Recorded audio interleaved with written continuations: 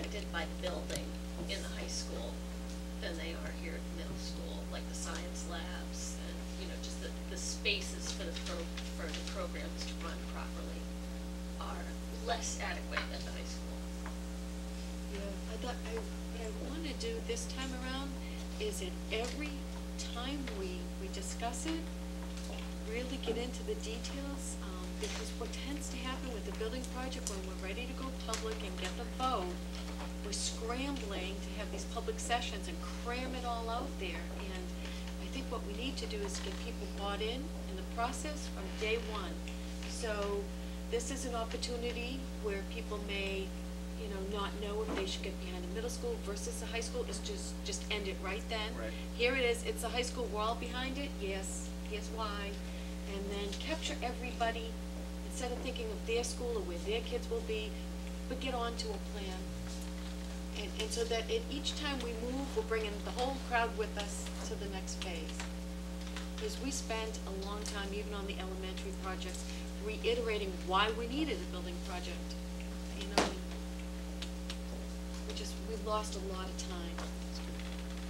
So hopefully at our first November meeting. Okay, next we discussed the FinCom recommendation in terms of their statement.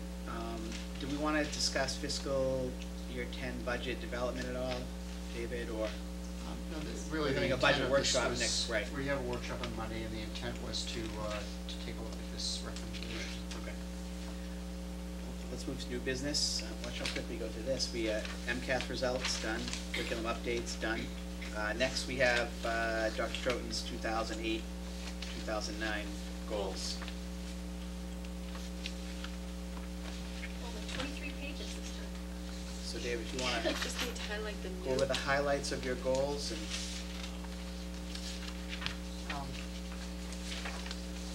Well, there are a number that are continuing. They try to follow the school committee goals as well as work with some issues district-wide. See if I can highlight. Under strategic planning, which is the first goal, which is really the overall work of leading the school district forward. You've heard tonight under objective number 1 about district accountability and benchmarking, and that's really MCAS is one form of benchmarking, and there are many other ways to do that. Second objective continues with our work on the school building needs plan, and the focus will be on our secondary issues. We need to continue with that.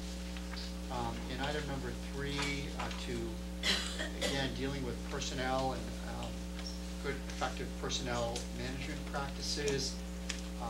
Pam mentioned the new teacher mentoring program. Again, I see as we move on to the future, we're going to continue with having to bring in and train staff and bring them up to a level where they can feel more than just proficient, that they are part of our schools. And as Pam indicated, this can take up to 5 years to bring someone up to a high level of quality.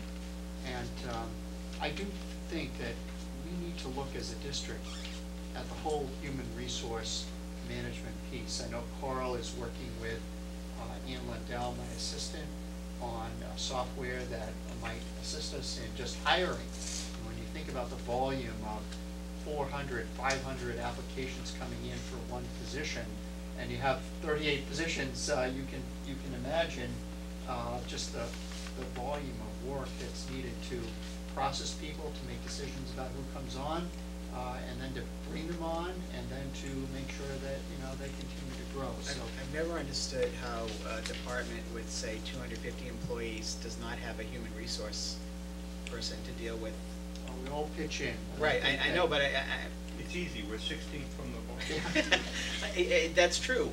But if you ran a business with 250 employees, you would have someone in human resources dealing, and you'd have 2 people probably dealing with 250. We have over. But it is a little different right. in a school district because there's a hiring time, and it happens before school starts. And No, but I guess with dealing with issues, there's HR issues, and there's, Yeah. and I see the staff in our in our administrative offices dealing with those issues on a daily basis, as David said, from David to Carl to Ann to, I think at some point it'd be great to have one person to I'd centralize rather that, but. see this read more like, look at cooperative efforts with town hall, which has a full-time human resource. No, they don't.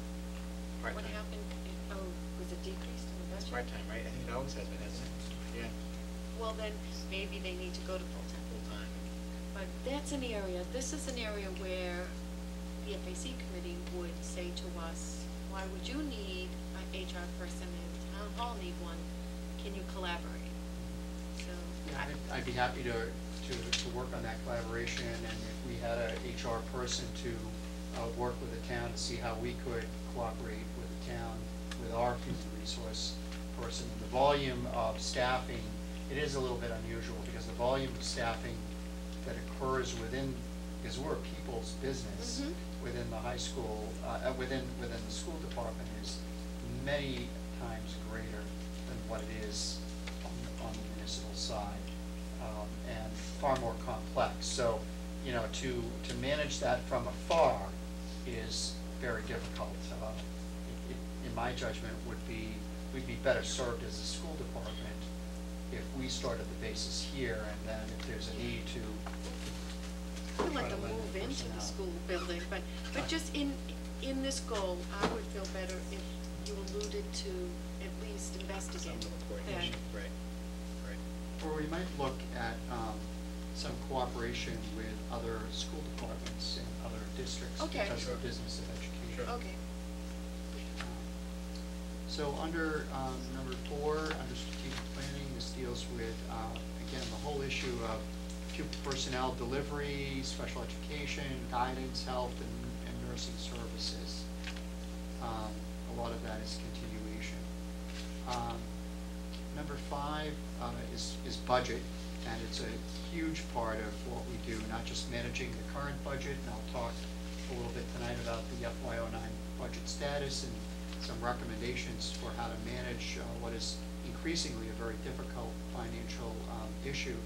But I do think there are some new activities here, and that's working closely with the town's fiscal advisory committee to look for ways not to move us down the list on per pupil expenditure, but to be able to become as even more efficient. And particularly with number 12, to look at ways to collaborate with other school districts within the region.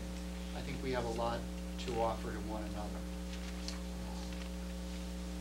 Number 6, again, working with curriculum and technology director.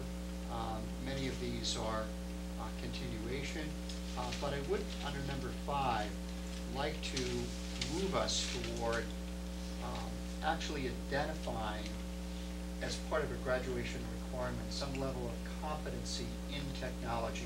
If we're graduating students who have not demonstrated clearly their proficiency in the use of technology in learning, I think they're going to be at a disadvantage with other graduates, not just from other high schools, but in a global marketplace. And that's pretty broad. It's not just word processing, it's how do you use technology to process information, to acquire information, to look at data and so forth. So that is something important to me. And similarly, under number 7, I'd like us to think about ways in which we can almost provide a set of competencies in global studies for our students. Very intrigued with work at Needham High School, where they are actually providing students with, in addition to a diploma, a certificate of global competency, which includes the ability to communicate in a second language, the opportunities to be part of a global society, to travel. I think we have a number of students who would meet that challenge, and I'd like to find a way to bring that to our high school. Number 8 continues with all of the work that Pam is doing, and I'm very fortunate that we have a director of curriculum and technology looking at these very important issues of making sure that our curriculum in all areas, from math to language language arts to science, social studies, health, is moving forward in the direction to make sure that our students meet those state and federal goals. Number 9, this is very important, just dealing with the overall health, wellness of our students. We're going to continue with our Health and Wellness Committee. You heard Patrick Wicker, student rep, talk about the importance, and I'm glad to hear a student now talking about this, not just the superintendent talking about chocolate chip cookies, but when I hear students at the high school very interested in just eco-team, environmental awareness, recycling, these are important issues for our students, and so they're starting to internalize this. Our traffic study committee, we made some great strides at the little school this year.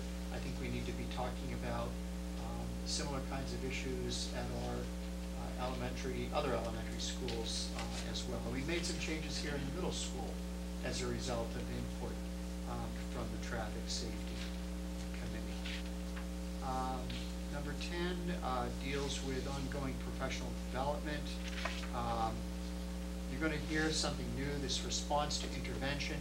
Pam alluded to it a little bit in terms of, or many times without putting a name onto it, but saying that if we're going to make strides, it has to focus on individual students. So that's what this response to intervention is all about.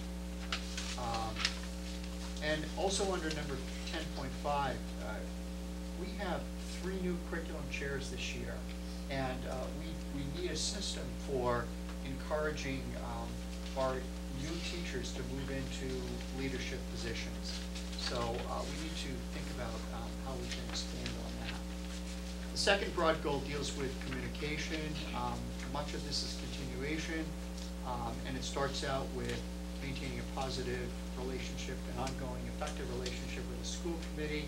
I hope that the school committee feels that their work, either as a committee as a whole or as subcommittees, each and every one of you is still involved in a number of subcommittees, from the building committee to health, to negotiations, athletic, youth at risk, school finance strategy committee.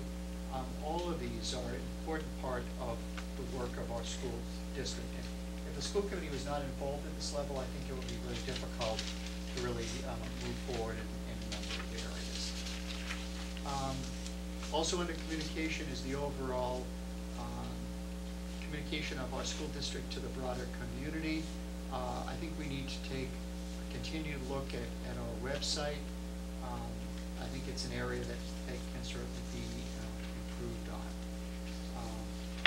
Number 3, dealing with communication with staff. I like to think that I have opportunities to be out in the schools frequently, getting into classrooms, visiting schools. That is certainly a continuation. Maintaining effective and open relationship with employee associations. This is always ongoing. I meet regularly with the NREA as well as the leadership of the paraprofessional group. Paul Nelson takes on the lead for working primarily with custodians, food service, again, we will take on important, has been very critical this year with negotiating contracts, and we'll be finishing up on the administrative contracts as well as the contracts with the teachers this year. Number 5, communication with the administrative council and the leadership team.